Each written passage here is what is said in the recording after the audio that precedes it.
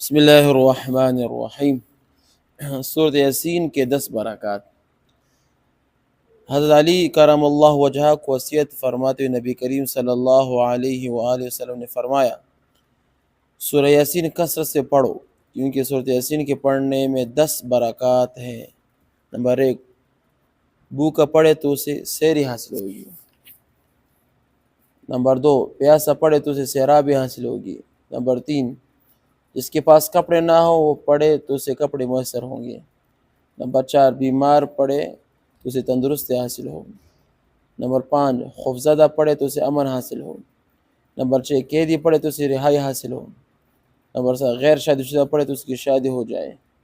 Number 8، مسافر پڑھے تو اس کے سفر میں مدد ہوگی۔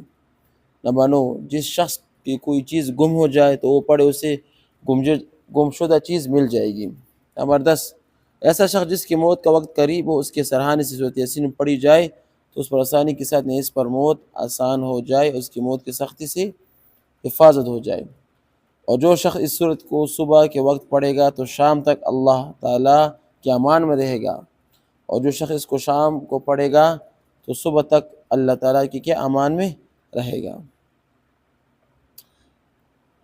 حضرت ابو قلابہ رحمہ اللہ تعالیٰ سے روایت ہے کہ انہوں نے فرمایا کہ جس شخص نے سورۃ کہف کی 10 آیاتیں یاد کر لی تو دجال کی فتنے سے کیا ہوگا، محفوظ رہے گا۔ اور جو شخص سورۃ کہف جمعے کے دن پڑھے وہ ایک جمعے سے دوسرے جمعے تک محفوظ رہے گا۔ سورۃ کہف 15 پارے میں الحمدللہ الذی انزل علی عبدہ الکتاب ولم یجعل له عوجا، اور اس کو دجال سے واسطہ پڑے تو اسے کوئی نقصان نہیں پہنچا سکے گا۔ اور قیامت کے دن اس حال میں آئے گا کہ اس کا چہرہ 14ویں رات کے چاند کی طرح منور ہوگا۔ اور جو شخص سورۃ یاسین پڑھے اس کی مغفرت کر دی جائے گی، اور جو بھوکا اس کو پڑھے تو اسے سیر حاصل ہوگا، جو راہ بھٹکا ہوا ہو تو اس کو پڑھے تو اس کو راہ مل جائے گی، اور وہ آدمی جس کی کوئی چیز گم ہو گئی ہو اگر سورۃ یاسین پڑھے تو اسے گمشدہ چیز کیا مل جائے گی۔ اور جو شخص آدمی اس کو کانے پر پڑھے جس کے کم پڑھنے کا جانے کا اندیشہ ہو تو کافی ہو جائے گا۔ اور جس شخص کی موت قریب الوقت ہو، موت آئی ہو یعنی اس کے موت کا وقت قریب ہو، اس کے پاس کوئی اس کو پڑھے تو اس پر موت آسان کر دی جائے گی۔ اور جس عورت پر بچے کی ولادت مشکل ہو، اس پر کوئی سورت پڑھے تو اس کی عورت پر بچے کی ولادت کیا ہو جائے گی، آسان کر دی جائے گی۔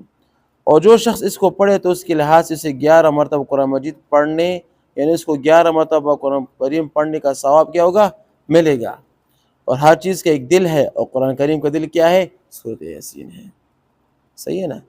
اور یہ ایک میں نے اپنے آنکھوں سے خود بھی دیکھا تھا کہ جو موت کی سختی، غالب ہمارے دادا تھے نا، وہ جب اس کا موت کا قریب میں اس کے سامنے خود ہی بیٹھا تھا، میں نے سورۃ یاسین خود ہی پڑھی اس کے سامنے، تو الحمدللہ ایسے آسانی اس کی موت نکلی ہے کہ اس کو پتہ بھی نہیں چلا۔ آخر وقت جمعہ کے دن تھا، جمعہ کے دن تقریباً صبح کے 8 بجے تھے، استنجا کی آیا، آرام سے بیٹھ گیا، بس تقریباً جب اس پر سکرات موت ظاہر ہوئے نا تو تقریباً ہم سب نے سورۃ یاسین شروع کی، تو 10-5 منٹ میں الحمدللہ بس دنیا سے کیا ہو گیا، وفات پا گیا۔ تو آخر وقت وہ کسی کا محتاج نہیں رہا۔ بعض اوقات سختی ہوتی ہے نا کہ روح نہیں نکل سکتی تو سانس آلیدہ ہو جاتی ہے، یہ میں نے خود اپنے آنکھوں سے دیکھا۔